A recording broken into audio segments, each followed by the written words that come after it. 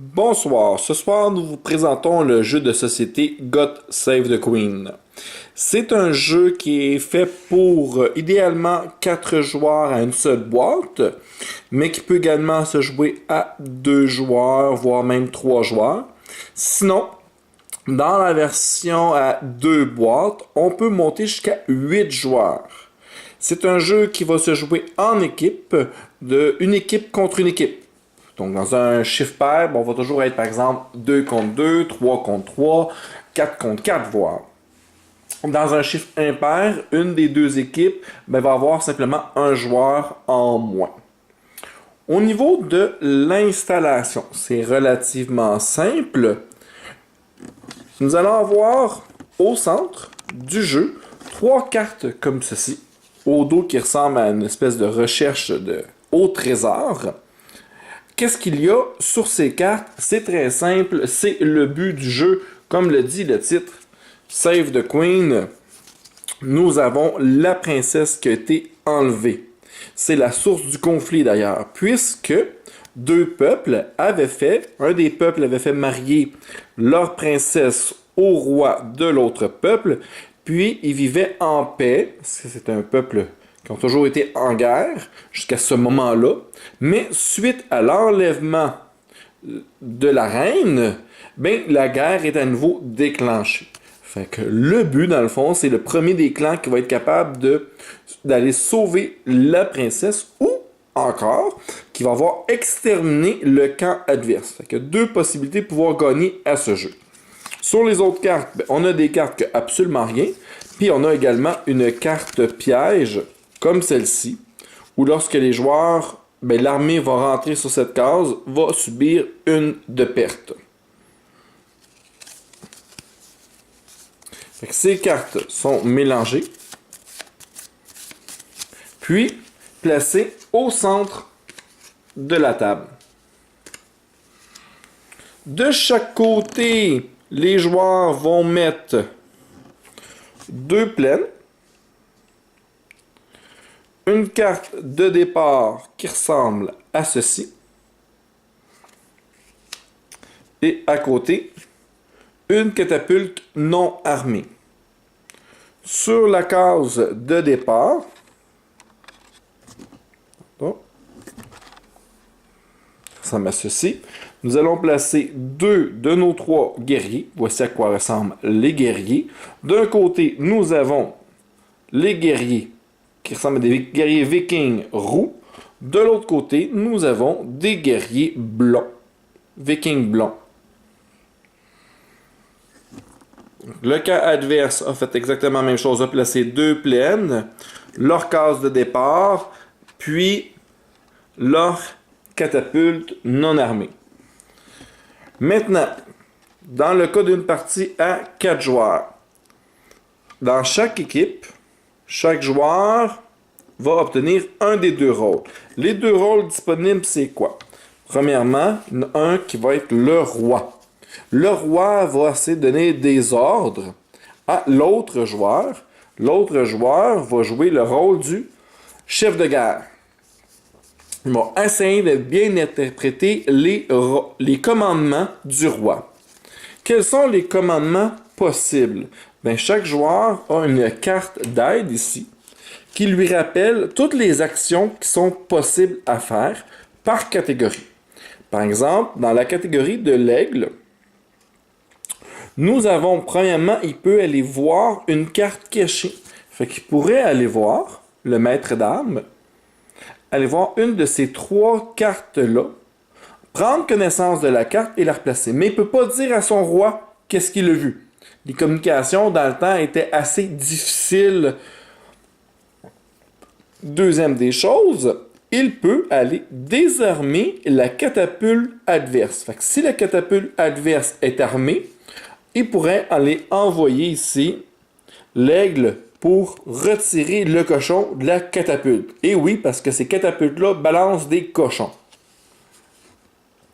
En vert, ici, nous avons le recrutement. On voit ici le +1 à l'armée. On voit qu'au début, nous avons 2 soldats Puis il y en a un troisième qui est laissé en arrière en stand-by. Mais grâce à lui, nous allons pouvoir rajouter un soldat avec l'armée. Parce que l'armée se déplace toujours tous ensemble. Fait qu'ils vont soit tous être là, puis ils vont se déplacer sur les cases tous ensemble. Et lorsqu'il y a un recrutement, il va aller rejoindre l'armée. Ils ne seront jamais divisés sur diverses cases différentes. Au niveau de la catapulte, il y a deux actions possibles. Premièrement, il y a armée. Donc, ça veut dire mettre le cochon dans la catapulte pour qu'elle soit armée. À ce moment-là, cette carte va être retournée du côté avec un cochon armé prêt à être balancé. La deuxième action du bas, elle permet d'actionner la catapulte et va aller faire 2 pertes chez l'adversaire, à condition qu'il soit sur une de ces 3 cases-là. Ce qui veut dire la case de départ, sur une plaine, voire même sur une des dernières cases de la fin, mais pas en barricade, qu'on va voir un peu plus tard. S'ils sont en barricade, ça sera sans effet. Par la suite, on a le barbare, qui lui a 4 actions possibles.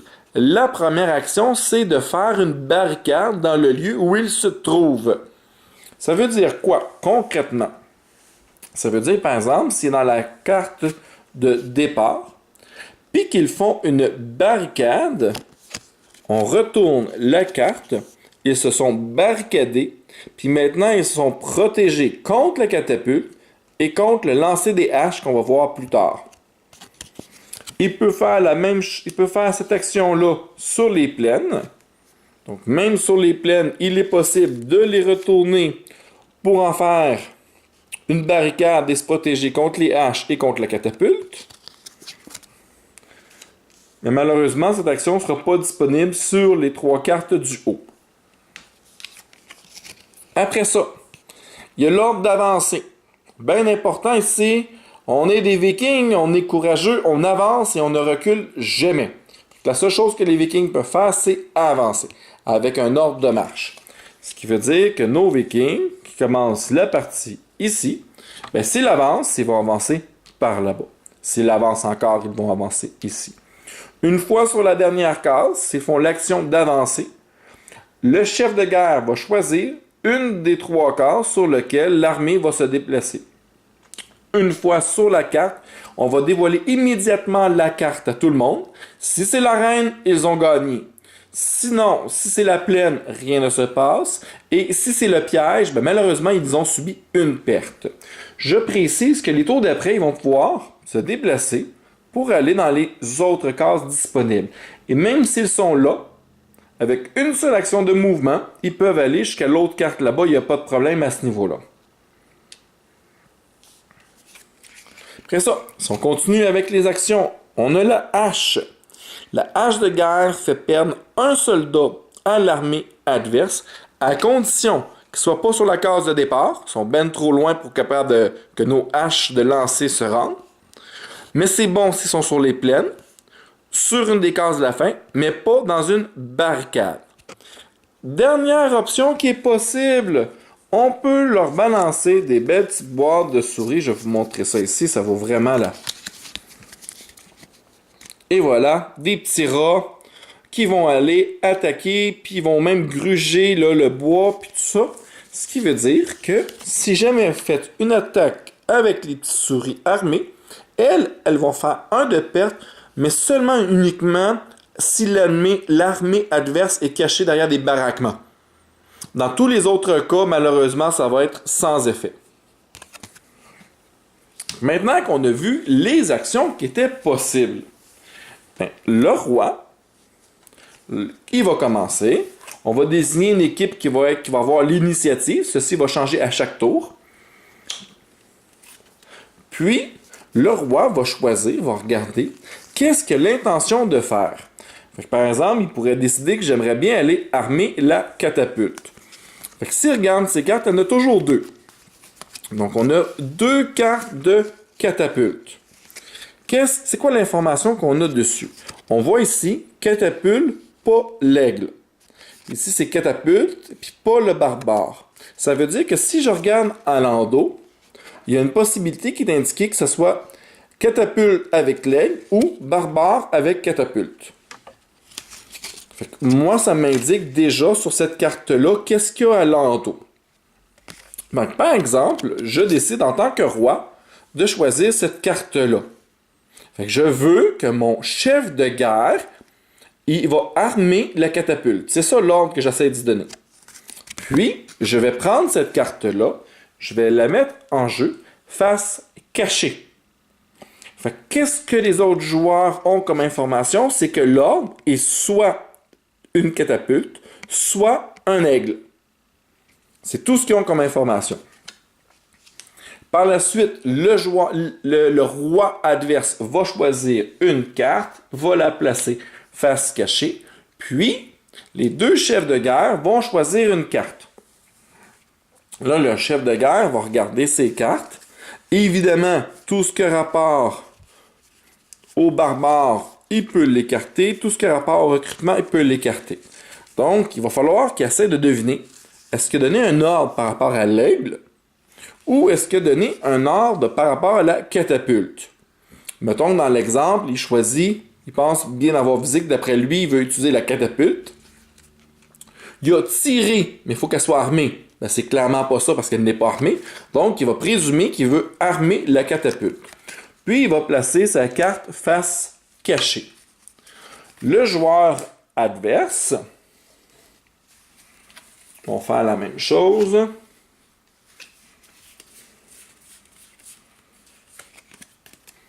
Et voilà.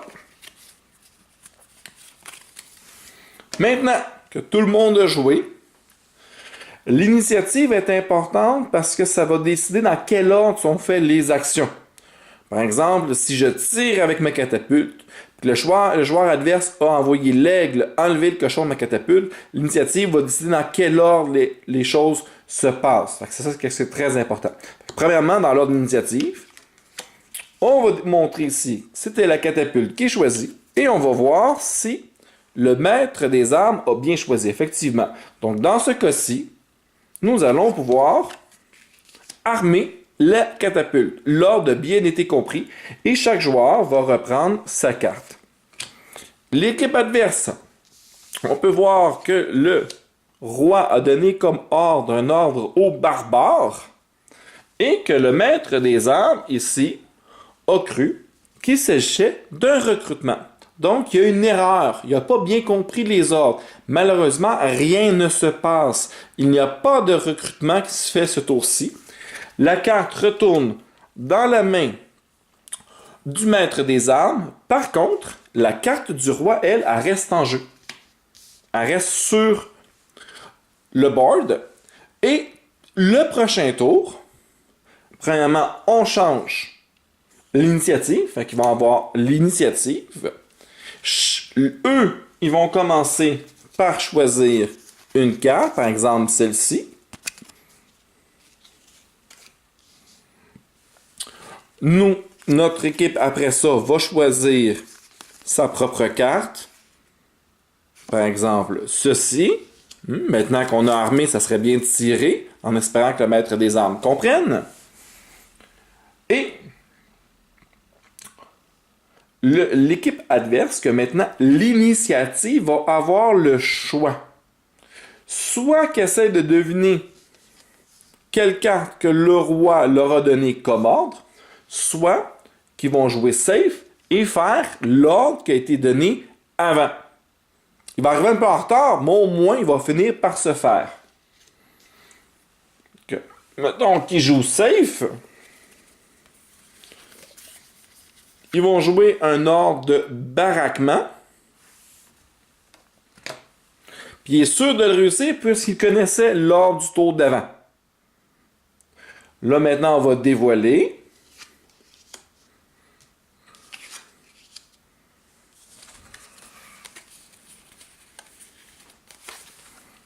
Et voilà. Fait que ici, ce qui est important, on voit que le roi a donné l'ordre de tirer avec la catapulte. Le chef de guerre a compris l'ordre. Si la catapulte tire, elle fait 2 de perte à l'équipe et ils n'ont uniquement que 2 bonhommes. Ce qui mettrait fin à la partie. Mais, ils ont l'initiative. C'est eux qui vont commencer à faire l'action. On voit ici les deux ordres possibles. Le chef de guerre a bien fait un ordre du barbare. Il a fait l'ordre de baraquement. Ce qui veut dire qu'ils vont retourner la carte de départ pour en faire un baraquement et se protéger contre la catapulte en premier. Première action, c'est fait. Maintenant, quand une équipe réussit à faire un ordre et que plusieurs cartes, le roi récupère la totalité de tous les ordres qui avaient été donnés durant les tours précédents. Puis, la deuxième équipe va faire l'action de la catapulte, mais malheureusement sans effet, puisque l'équipe adverse a fait un baraquement et la catapulte, elle est retournée du côté utilisé. Elle est vide. Il va falloir à nouveau la réarmer pour pouvoir l'utiliser. Ils ne peuvent plus changer d'idée en cours de route et pas tirer, il est trop tard. Comme tous les ordres ont été réussis, chaque joueur récupère leur carte. Je rappelle que la partie se termine en deux possibilités. Premièrement, soit qu'une armée adverse est complètement anéantie, ou encore qu'un des joueurs a réussi à découvrir la reine et la sauver. Fait que dès qu'une des équipes a gagné, l'équipe au complet, elle a gagné. Nous allons passer maintenant à la version à deux joueurs. La version à deux joueurs, elle est fort simple. Il va y avoir un joueur par équipe. Ce sont exactement les mêmes règles, excepté que le joueur va avoir les deux paquets à contrôler. Ce qui est donc facile pour lui de bien jouer. Une fois la carte mise en place du roi, évidemment, il ne peut plus la regarder, mais comme qu'il la connaît, il ne devrait avoir aucune difficulté à faire la deuxième action. La seule petite différence, c'est qu'une fois qu'un roi a donné une action qui a été réussie, par exemple l'action de la catapulte, lors du prochain tour, la carte reste là. Il ne la récupère pas et il ne peut pas prendre l'autre carte catapulte. Ce qui veut dire qu'en deux tours, il ne peut pas recharger et tirer le tour d'après, c'est impossible. Fait qu'il va y avoir un certain délai. Même chose pour recrutement. S'il est recruté lors d'un tour précédent, il ne pourra pas recruter lors du tour d'après. Donc, le prochain tour, il fait justement l'action de recrutement. L'action a été réussie. Parfait. Maintenant, il peut récupérer la carte catapulte et il va pouvoir éventuellement tirer avec lors des prochains tours. Sinon, les règles sont exactement pareilles. Dans la version à 6 joueurs, c'est sensiblement les mêmes règles. Ça va être important que le roi se soit assis au centre de son équipe, puis il va avoir deux maîtres d'armes. Un à sa droite, un à sa gauche. Lorsqu'il va donner ses ordres, les ordres sont pour les deux généraux de guerre, les deux chefs d'armes, en même temps. Fait qu'il va falloir qu'il pense à donner des ordres. Au début, c'est assez simple parce que c'est symétrique. Tout le plateau est identique. Il faut noter également que lorsqu'une des deux armées fait du dommage à l'autre armée, c'est toujours au joueur qui est en face de lui qui fait des blessures, à moins que celui-ci soit éliminé. Si un maître des armes est éliminé, c'est pas grave, la partie continue. Mais à ce moment-là, les deux joueurs restants vont faire des blessures au dernier qui est au seul et unique encore debout. Et la partie se termine dès que une des deux équipes ont perdu leurs deux maîtres d'armes ou que la princesse a été trouvée. Il va être important de noter au niveau des cartes, dès qu'un des deux maîtres des armes a compris, par exemple ici c'était la catapulte, le joueur ici avait bien choisi armer la catapulte. Mais l'autre maître des armes s'était trompé, puis il avait choisi l'aigle. À ce moment-là, puisqu'au moins un des joueurs a réussi à faire l'ordre qui était donné par le roi, à ce moment-là, toutes les cartes sont récupérées. Il n'y a pas de carte de laisser sur le plateau de jeu. C'est seulement uniquement si les deux maîtres des armes se sont trompés que la carte va rester en jeu.